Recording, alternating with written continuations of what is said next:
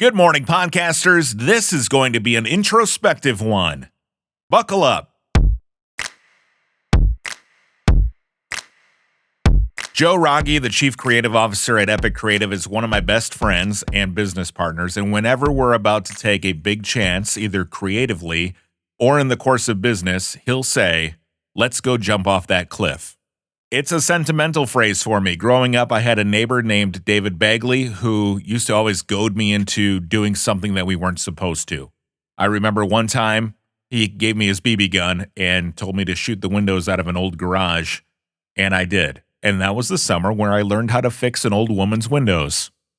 Whenever I would get busted for the dumb stuff I did and had to fess up to my mom, I would explain, "David made me do it." To which she would reply, "If David asked you to jump off a cliff, would you?" I never really told her, but he did ask, and I did jump. When Joe talks about jumping off the cliff, he's saying what we're about to do is going to be exhilarating, possibly life-changing, and while it could end tragically, we're going to have a hell of a lot of fun getting there. So when my friend Jeff Townsend texted me on Halloween weekend last year and said, "We should buy Good Morning Podcasters and Podcasting Sucks from Tanner Campbell," I thought, yeah, that'd be a fun idea. Plus, Halloween is a huge night here in our neighborhood, and my inhibitions were significantly lowered at the time that I received his text. So we bought it. I Venmo'd $300 to Tanner, and Jeff Venmo'd me $50. I created a logo, spun up a website, knocked out a trailer, and the first episode of Good Morning Podcasters went live on November 1st, 2022. That was 118 days ago. Since then, I've created 50 episodes, not including this one, as well as 8 episodes of Podcasting Sucks with Jeff. There's actually a 9th in the can somewhere on Jeff's Boomcaster account. Like any leap, the first part was an adrenaline rush. I had never done a solo show before. The radio slots that I had to do by myself when I was in my teens and early 20s were flanked by music. And I also had never really done a daily or semi-weekly podcast before either. Soon I started to find my groove. Listenership increased. I got little dopamine spikes from seeing the stats and the trends rise. But there was a little feeling of something that was not quite right about the show, or at least in my feelings about the show. Back in the mid-2000s, before the housing bubble and the start of the Great Recession, I was really into photography. I had a Canon 5D, a bunch of L lenses, and I would go out and shoot things that interested me, and then I would sell them on iStock. I met a ton of fellow photographers, some who are fantastic, world-renowned photographers. It was fun. I also made money off my work, and that felt nice. Then in early 2008, the recession hit. The radio station that I worked for, WBWI out of West Bend, Wisconsin, was owned by Bliss Communications.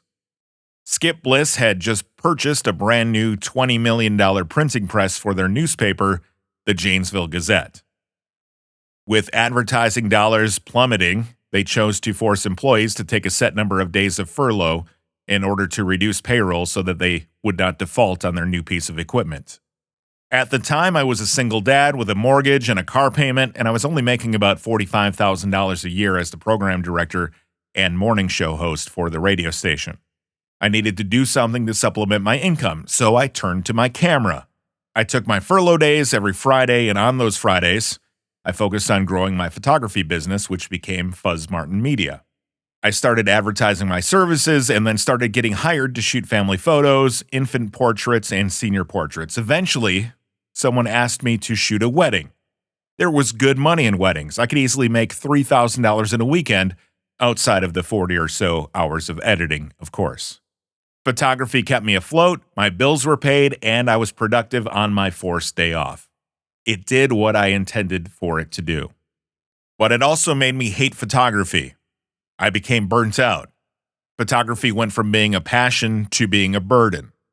Soon after I met Shanna in 2010, I put my camera in its bag for the last time. I don't remember the last time I took a photo with the intention of creating art. And now I fear that Good Morning Podcasters is going to drive me into the same mindset with podcasting, and I don't want that to happen.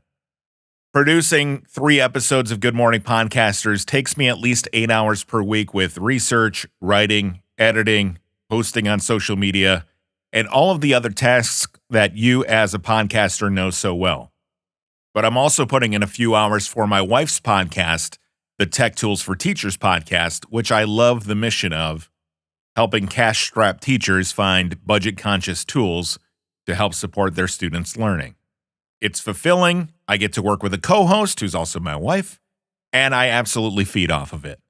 On top of all that, I host a podcast called 15 Minutes with Fuzz. 15 is a show where I share stories of positivity in my home community of Washington County, Wisconsin. I get a lot of joy out of the podcast. It's fulfilling. It feels like radio a bit. And while I don't have a co-host, I have guests that I interview on each episode, and they feed my creative passions. The other day, while I was prepping for an episode of Good Morning Podcasters, I was testing and researching the new social media platform called Spoutable. I found an article by Jeffrey Sidoris on his Substack called The Interestingness of Everyday Experiences. In the article, he bases much of his sentiment on Rick Rubin's new book called The Creative Act, A Way of Being. I have since read Rick Rubin's book, and I have recommended it to no fewer than a dozen people. I am recommending it to you right now. Right after reading The Creative Act, I took the advice of Dave Jackson from the School of Podcasting, and I read Make Noise, A Creator's Guide to Podcasting and Great Audio Storytelling by Eric Nuzum.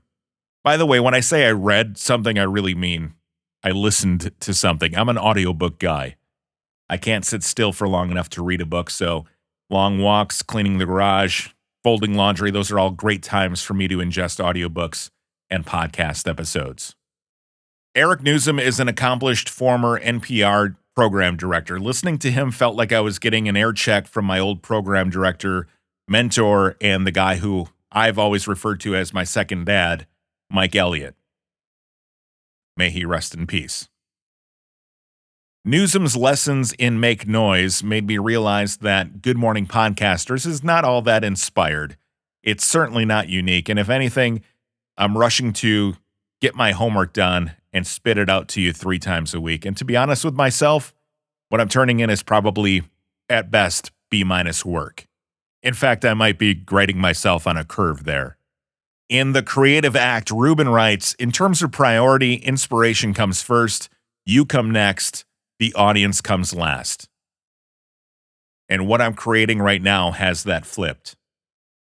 In Sidoris' Substack article, he quotes another line from Rubin. He says, sometimes disengaging is the best way to engage. So all of that is to say, I'm stepping away from Good Morning Podcasters. I'm going to focus on taking the lessons that I worked to teach you on this show and put them toward marketing 15 Minutes with Fuzz and the Tech Tools for Teachers podcast. It's funny, when I started the show, Greg from Indie Drop-In, old Greg, said it would be a grind. As always, he wasn't wrong. Don't tell him I said that. That said, if you want the show, it's yours. Reach out. I'll sell it to you for $301. I truly appreciate you listening. I will still be active in the community. I'm just going to be active like you are, creating podcasts, not about the craft of podcasting, but about my passion. I'm going to make art. Thanks for listening.